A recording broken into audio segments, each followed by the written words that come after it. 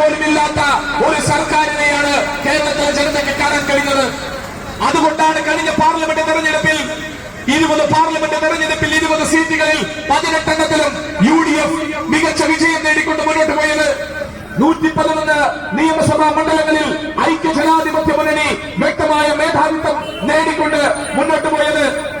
ഈ സർക്കാരിനെതിരെ വലിയ ജനവികാരം ആഞ്ഞടിക്കുകയാ. സർക്കാരിന്റെ കയ്യിൽ പണമില്ല, ഒന്നിനും പണമില്ല.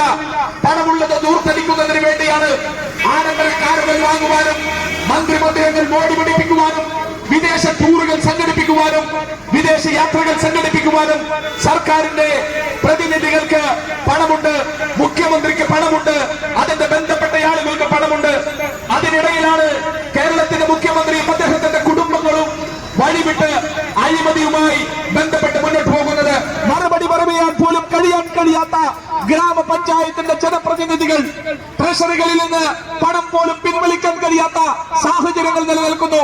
കരാറുകാർക്ക് പണം കൊടുക്കാൻ കഴിയാത്ത കുടിശ്ശിക വരുത്തിയ ഒരു സർക്കാർ കേരളത്തിൽ അധികാരത്തിലിരിക്കുന്നു എന്നുകൂടി ആവശ്യപ്പെട്ടുകൊണ്ട് ഈ സമരത്തിന് എല്ലാവിധ അഭിവാദ്യങ്ങളും നേരുന്നു. നന്ദി, നമസ്കാരം.